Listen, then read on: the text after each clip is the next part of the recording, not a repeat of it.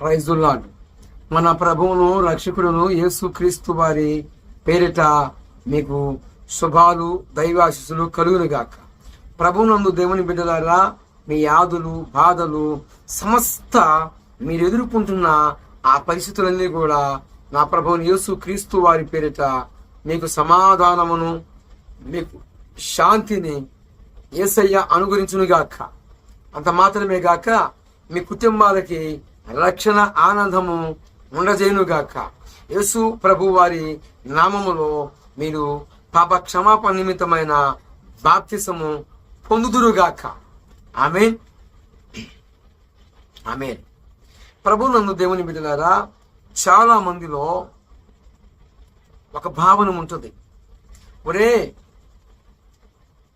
మతాలు రకరకాలుగా ఉన్నాయి, హిందువులుగా ఉన్న వారిని చూస్తే మరి దేవుని పేరిట లంచం పెడతారు, వారి ఇతరులకి అని చెప్పరు.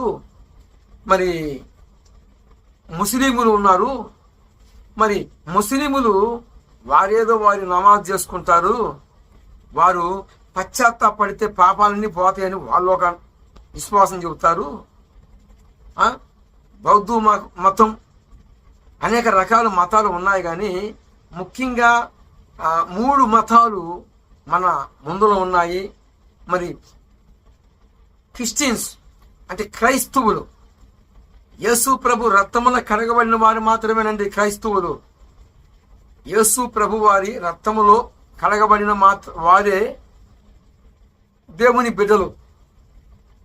నామకార్థ భక్తులు వారి గురించి నేను మాట్లాడను, కానీ యేసయ్య పాదాల చెంత ఉండి ఆయన చెప్పిన మాటలని చూసా తప్పకుండా ఆయన అడుగుజాడల్లో నడుస్తున్న ఆయన రక్తములో కడగబడి మరి వారి జీవితాలను వెలిగించుకోవడమే కాక అనేక జీవితాలను వెలిగించేవారు వారు నిజ క్రైస్తవులు. ఆ క్రైస్తవుడు అనగా దేవుని బిడ్డ. అంటే యేసు ప్రభు వారు యూదులకు మాత్రమే దేవుడు కాదు. అతడు పొట్టోడైనా పొడుగోడైనా యాత్రైనా డాక్టరైనా అందగాడైనా ఆటగాడైనా పోటుగాడైనా నాటుగాడైనా ఎలాంటి పరిస్థితుల్లో ఉన్న వ్యక్తి అయినా సరే ఆ వ్యక్తిని సృష్టించిన వాడే ప్రభువుని యేసు క్రీస్తు వారు. Praise the Lord. ప్రభు యేసుకి యేసయ్య నామానికి మహిమ కలుగునుగాక. ఆమేన్. ఈ 2 మతాలు వారు మరి వారి యొక్క మతాన్ని గురించి చెప్పరు. మతము అంటే అర్థం తెలియని వాళ్ళు మతం అంటారండి. మతము అనగా అభిప్రాయం మార్చుకునుట.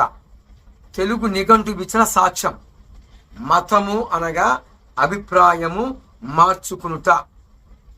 Praise the lord. మరి వీళ్ళేంట్రా అసలు యేసే ప్రభువే దేవుడు, మిగిలిన వారు మనలాంటి స్వభావం కలిగిన మనుషులు, మానవులు, అసలు వాళ్ళు ఎందుకు తెలియజేయాలి అని చాలా మందిలో ఈ భావన ఉంటుంది. గతములో యేసు ప్రభువుని వెలగినప్పుడు నాలో కలిగిన భావనే, నా అనుభవం కలిగిన ఈ మాటనే నేను మీకు తెలియజేస్తున్నాను. ఏమండి, నేను మీతో పంచుకుంటున్నాను ఈ రోజున. ఈ భావన గతములో యేసు ప్రభు వారికి వెలపట ఉన్నప్పుడు, యేసు ప్రభుని నేను ఎరగనప్పుడు నాలో కలిగిన సందేశం తక్కిన 2 మతాలను మెట్టుకు చూపించాను. ఒకటి హిందువులు, రెండోది ముస్లింలు, ఈ 3వది క్రిస్టియన్స్ క్రైస్తవులు.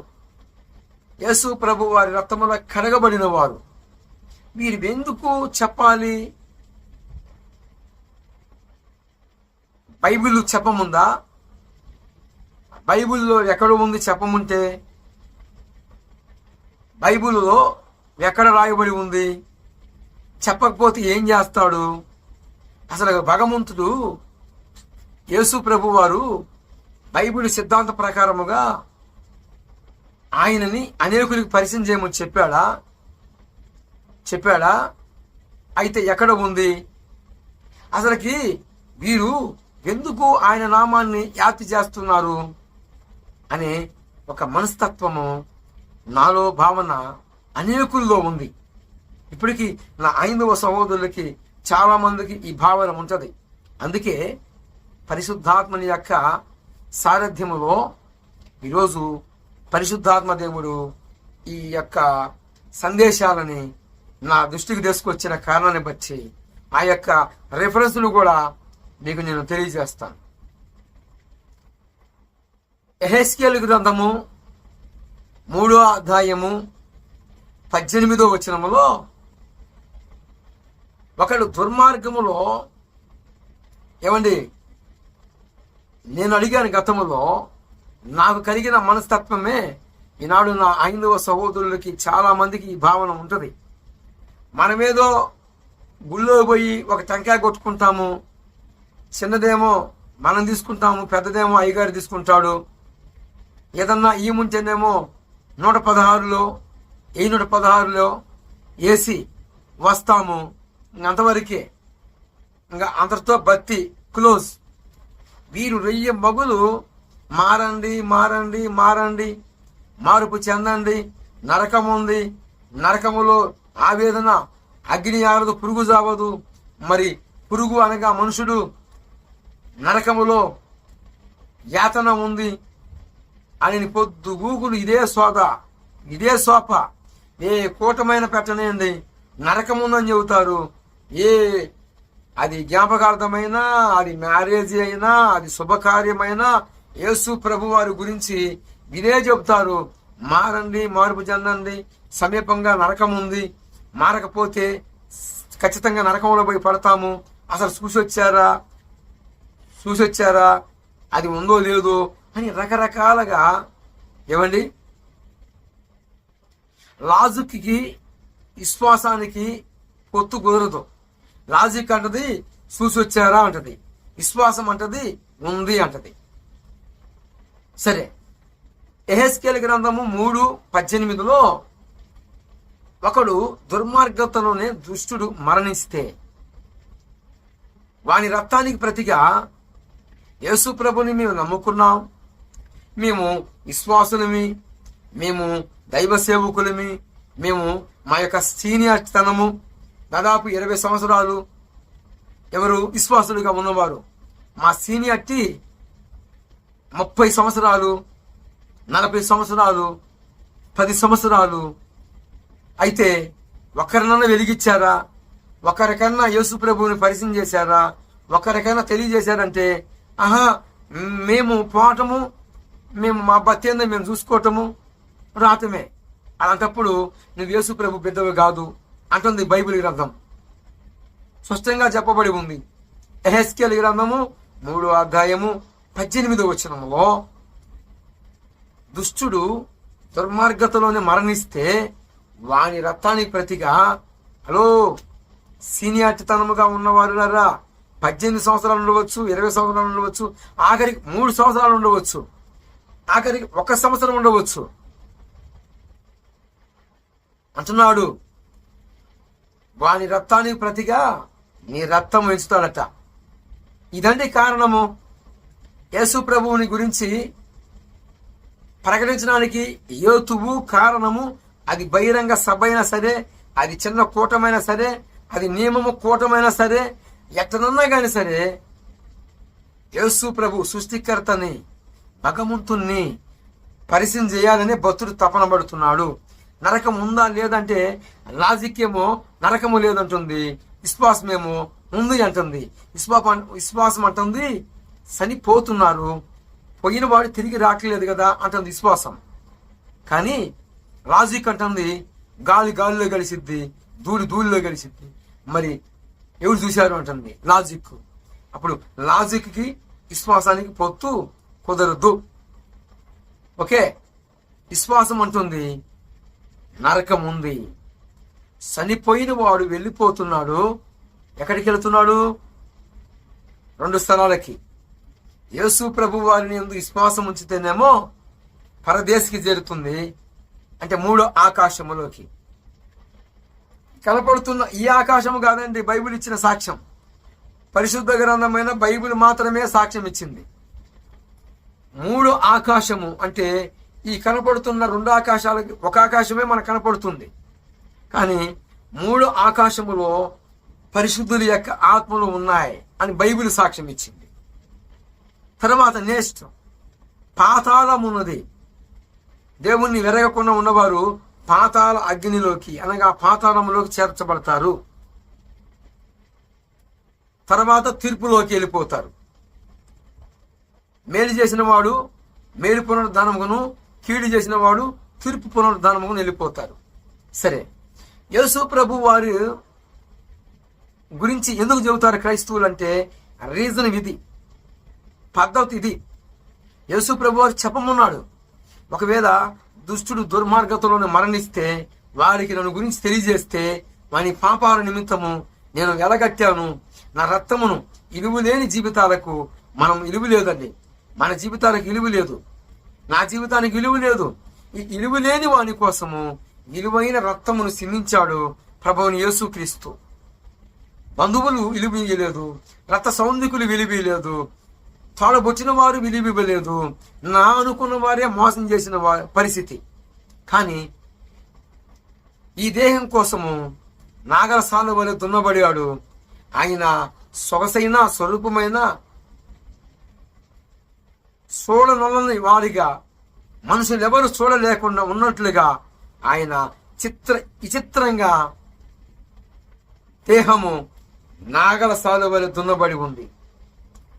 విలువలేని ఈ యొక్క బతుకులకు తన విలువైన రక్తమును సిందించాడు. ఏమండి, ఆ యొక్క రక్త త్యాగమును, ఆ యొక్క ప్రాణ త్యాగమును ఎంతో మంది భారతదేశం కోసం ప్రాణం పెట్టవచ్చు. మరి దేశములో జవానులు యుద్ధములో ప్రాణం పెట్టవచ్చు. కానీ యేసు ప్రభు పెట్టిన ఆ యొక్క విఘ్నము, ఆ యొక్క ప్రాణ రక్తము సర్వ మానవ జాతి కోసము. వాడు పాకిస్తాన్ వాడా, లేకపోతే వాడు ఇంకొక దేశం వాడా, లేకపోతే అరబ్ కంట్రీ వాడా అనేది దేవుని వద్ద లేదండి. దేవుడు అందరి కోసము ఆర్మీలో యుద్ధములో మన దేశ జవానులు దేశము కోసం ప్రాణం పెట్టారు. ఇంకా స్వతంత్ర పోరాటంలో చాలా మంది ప్రాణం పెట్టారు. చాలా మంది మరి ఆ రాజకీయములో వారి ప్రాణాలు పోగొట్టుకున్నారు. చాలా మంది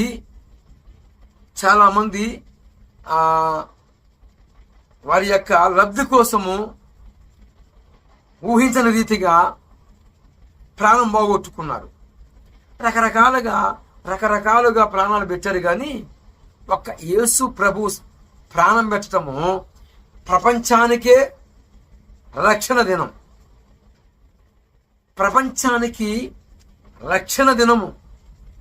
రక్షకుడు తన రక్త ప్రోక్షణ చేశాడు. రక్షకుడు ఏం చేశాడండి? రక్త ప్రోక్షణ చేశాడు. పశువులకి విశ్రాంతి ఇచ్చాడు. మానవ జాతికి విశ్రాంతిని ఇచ్చాడు. లేవీకాండము 6వ అధ్యాయము 26లో చక్కని మాట ఉంది. బలి పశువు మనకి అక్కడ కనపడుద్ది. ఆ బలి యాగమే క్రీస్తు యాగము. భవిష్యత్తులో జరగబోతున్న ప్రభుని యేసు క్రీస్తు వారు సర్వ భూగోళానికి ఏమండి అన్నట్లు సర్వ భూగోళం మీద ఉన్న వారి కోసమే ప్రాణం పెట్టలా, కనపడని లోకాల కోసము కూడా. మనము దేవుళ్ళు దేవతలని ఎందరినైతే ఆదరించామో వారందరి కోసము కూడా ప్రభువు వారే ఎలగట్టాడు.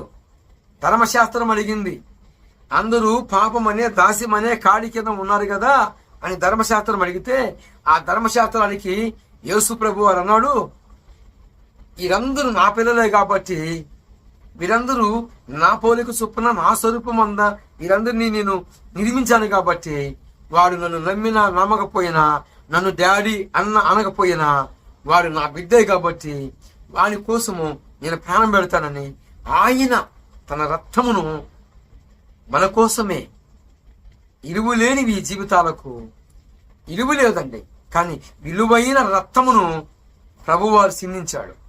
కాబట్టి యేసు ప్రభు వారు ఇంకా ఏం చెప్పాడు అంటే, నన్ను గురించి సర్వ సృష్టికి సువార్త చెప్పండి. ఎక్కడ? ఈ భూమి మీద మానవ జాతి సంచరణ ఎంత దూరం అయితే ఉందో అంత దూరము పోయి నన్ను గురించి తెలియజేయండి. ఇంకా ఎక్కడ చెప్పాడు? యెషయా గ్రంథము 53వ అధ్యాయములో ఒక భక్తుడు రథం మీద కూర్చొని వెళుతూ ఆ గ్రంథాన్ని చేతబట్టి చదువుతూ ఉన్నాడు. ఎక్కడో సమరయలో ఉన్న యేసు ప్రభు వారి యొక్క శిష్యుడు ఆ మార్గంలోకి వచ్చి పరిశుద్ధాత్మ దేవుని సహాయము ద్వారాగా ఫిలిప్పు కందాకి రాని నపనశకుని కలుసుకొని, అక్కడ నపనశకుడు అంటాడు, మరి ఒకడు దారి చూపకపోతే, ఒకడు అర్థం చెప్పకపోతే, ఒకడు మార్గము చూపకపోతే ఎలాగ పోవుదును అంటే, అప్పుడు అంటాడు, నీ చేతనం ఉన్నది యెషయా గ్రంథము మరి అర్థమవుతుందా అంటే, ఒకడు దారి చూపకపోతే నాకు ఎలాగ అర్థమవుతుందని అక్కడ చక్కగా ఆ కందాకి రాని నపనశకుడు ఫిలిప్పును అడుగుతాడు. అడిగితే అక్కడ ఫిలిప్పు అయితే ఆ గ్రంథం గురించి నాకు తెలుసు, నేను వివరిస్తానని చెప్పి మార్గం చూపాడు, దారి చూపాడు. కొద్ది దూరం పోగానే నీళ్లు ఉన్నాయి, నేను ఏం చేయాలి అన్నప్పుడు ఆ కందాకి రాని నపనశకుడు అడిగినప్పుడు యేసు నామములో బాప్తిసం బంధం ఉన్నాడు, రక్షణ బంధం ఉన్నాడు. వెంటనే ఫిలిప్పు చేత రక్షింపబడ్డాడు. యేసు ప్రభు వారి పేరిట పాప క్షమాపణ నిమిత్తమైన బాప్తిసం పొందాడండి. Praise the Lord. చాలా మీటర్ ఉంది, టైం లేదని సింపుల్గా చెప్పాను. యెరూషలేము వచ్చి గాజాకు మార్గములో వెళుతూ ఉన్నాడు, ఇక ప్రయాణం చేస్తున్నాడు. ఈ నపనశకుడు కందాకి రాణికి దగ్గర మంత్రిగా ఉన్నాడు, మరి అక్కడ ఒక పాత్రగా ఉన్నాడు. యెరూషలేము వచ్చాడు, మందిరమును మరి దర్శించుకున్నాడు యేసు ప్రభు వారిని, మరి వచ్చి ప్రార్థన చేసుకుని మరి తిరిగి వెళ్ళిపోతున్నాడు. మరి పరిశుద్ధాత్మ దేవుడు ఫిలిప్పును దర్శించాడు. ఫిలిప్పును దర్శించిన తర్వాత ఫిలిప్పు ఆ యొక్క నపనశకుని కలుసుకొని దేవుని గురించి వివరిస్తే, అందుకండి ఒకడు మార్గం చూపకపోతే తెలిసిద్దా? మనం కొన్ని సందర్భాలలో ప్రయాణం చేస్తాం, మనకు తెలియని ప్రయాణం చేస్తాం, మనకు తెలియదు దారి. అక్కడ దారిలో ఉన్నవారిని అడుగుతాం, బాబు మరి ఈ దారి ఎటుపోయిద్దయ్యా, మేము ఫలానా ఊరు పోవాలని అడుగుతాం. తప్పు లేదుగా. అడిగినప్పుడు వాళ్ళు తెలిసిన వాళ్ళైతే స్టడీగా వెళ్ళిపోండి, ముందుకు పోయి మళ్ళీ స్ట్రైట్గా పోయి మళ్ళా లెఫ్ట్ పోయి లెఫ్ట్ నుంచి మళ్ళా రైట్ తీసుకోండి, రైట్ నుంచి మళ్ళా లెఫ్ట్ తీసుకోండి అని చెప్తాడు. అవునా? వాస్తవమే కదా. అయితే యేసు ప్రభు వారు మరి సర్వలోకంలోకి వెళ్ళి సర్వ సృష్టికి చెప్పమన్నాడు. మానవ లోకములో మనం చెబుతాము యేసు ప్రభు యొక్క బలియాగము, బలిదానము మనుషులమైన మన కోసమును, మనం ఎవరినైతే మొక్కామో, మరి దేవతలు దేవుళ్ళని ఎవరినైతే ఆశ్రయించామో వారందరి కోసము కూడా యేసు ప్రభు వారే రక్త ప్రోక్షణ చేశాడు. ఇది నమ్మినా నమ్మకపోయినా వాస్తవము, యథార్థమైన సంఘటన. Praise the lord. అందరి కోసము. ఎందుకంటే మనతో పాటు మనం ఎవరైతే ఆశ్రయించామో వారు కూడా పాపమనే, దాస్యమనే కాడి కింద బందీలయ్యారు. కామ, క్రోధ, లోభ, మోహ, మదమాత్సరనే వాటిని, ఈ దురి గుణాలని, దురి లక్షణాలని, 6 దురి గుణాలని జయించిన వాడు దేవుడు. అయితే మనం ఎవరినైతే మొక్కామో వాళ్ళు కూడా ఈ 6 దుర్గుణాలకి బందీలైపోయారు. అయితే వారి కోసం కూడా ప్రభువైన యేసుక్రీస్తు వారి రక్తమే చిందించబడింది. కాబట్టి ప్రభునందు దేవుని బిడ్డలారా, వారు హిందువులైనా, బౌద్ధువులైనా, మరి ఏ మతానికి చెందిన వారైనా, ముస్లిం అయినా, అందరి కోసము ప్రభువైన యేసుక్రీస్తు వారు రక్తము చిందించబడింది. ఈ యోతువును బట్టండి యేసు ప్రభు వారి గురించి కూటమైన, అది మహాకూటమైన, ఎట్టనైనా గాని నరకానికి పోతున్న తన ప్రజలని ఎలాగనైనా గాని ఒకరు అగ్నిలో పడిన వారిని కాపాడినట్లుగా మనము కొందరినన్నా రక్షించాలనే ఒక నిజ క్రైస్తవుని తపన, నిజ బోధకుని తపన, నిజ విశ్వాసి తపన. మనం నిన్నాము, మనం బతుకుతాము, మనం పోయి ఉట్టిగడుదామని కాక, జీవగ్రంథమందు మన పేరు రాయబడి ఉంది. మనతో పాటు మన బంధువుల పేరు రాయబడాలి, మన ఇరుగువారి పేరు రాయబడాలి. వారు చల్లగా ఉండాలని ఒక క్రైస్తవులు మాత్రమేనండి సడన్ విశ్వాసంతో ప్రార్థన చేస్తూ ఉంటాడు. ఇది నమ్మినా నమ్మకపోయినా నగర సత్యం. మత్తయి సువార్త ఇంకా ఎక్కడుంది? మత్తయి సువార్త 28వ అధ్యాయము 19వ వచనములో, మీరు వెళ్ళి సర్వలోకానికి, సర్వ సృష్టికి సువార్త చెప్పండి అని చెప్పబడింది. ఈ కారణాన్ని బట్టి ఇంకా రెఫరెన్సులు ఉన్నాయి. మెట్టుకి ఇంతవరకు చాలు. ప్రభువు మీ మాటలు మన వెనికిల్లో నీరుగట్టి పనిపు చేయునుగాక.